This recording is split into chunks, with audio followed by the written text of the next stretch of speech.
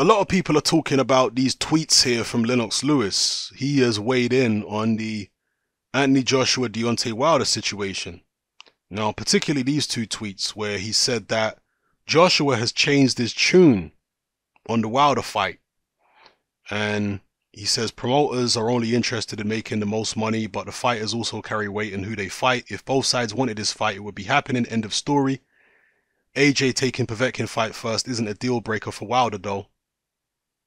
Okay, so basically what Lewis is saying here is that he's insinuating that it's the AJ side who don't want the fight and they're the ones who are putting it off and they want to fight Povetkin first.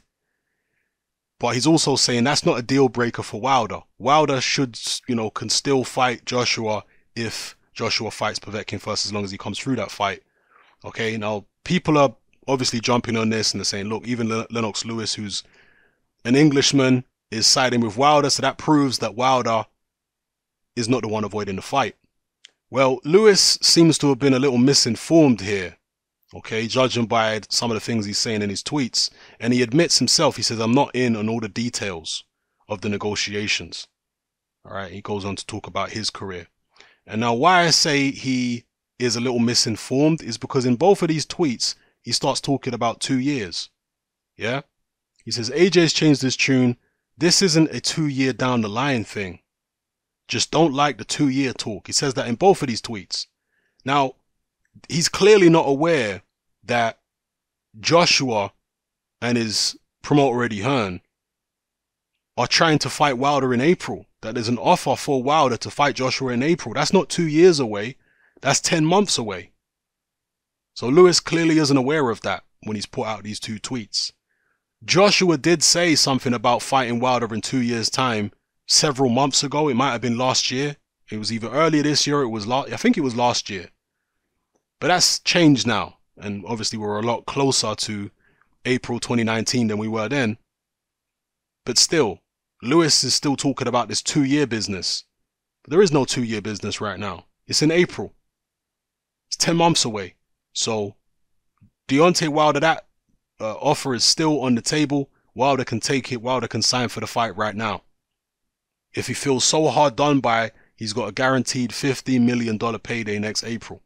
And I'm willing to guarantee that if Deontay Wilder fights twice before April, he won't even make half of $15 million against somebody else, against 2 other opponents. He won't even make half of that.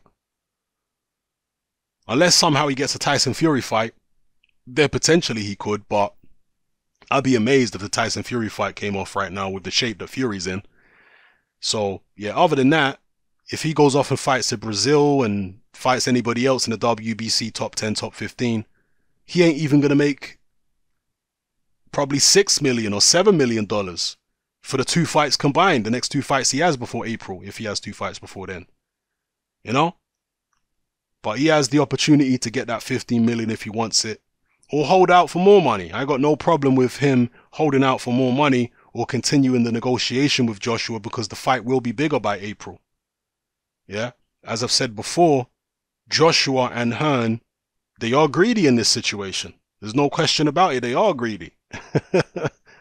I'm not trying to stick up for their greed or anything like that.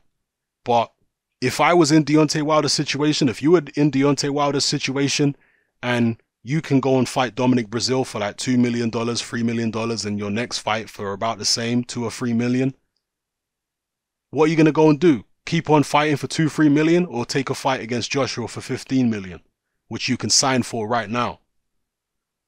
You can save yourself, in 5, 6 fights, you can make the same money in 1 fight if you fight Joshua in April. And that's what you have to think about, because anything can happen in boxing. You might take on a guy who you think is a routine defense for 2 million and you end up losing, or you end up getting badly injured in some way, popping your shoulder out or breaking his hand again or doing something that puts him out for a long time. So when you get an opportunity like that, particularly when you're 39, 40 fights deep, whatever Wilder is at the moment, you've really got to take these opportunities for that type of money. Now, Wilder is acting like Joshua's missed the boat, like Joshua's missed an opportunity. And maybe he has, but the opportunity he's missed isn't as big a opportunity as the opportunity Wilder's missed if he doesn't take this fight. Because Joshua's been making 20 million for some fights recently. You know, he's been filling out stadiums and making way more money than Deontay Wilder. So the person who's going to miss out most from not having this undisputed unification fight is Deontay Wilder. He's the one missing out most because Joshua's filling out stadiums and he's making way more money than Wilder's making. That's the fact of the matter. Anyway, just some clarification as to what Lewis was talking about here.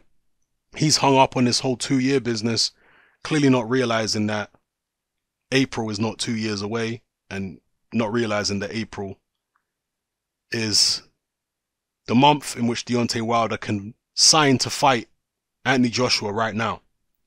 So, yeah, just clarifying that for people who didn't know. It's happening, I'm out.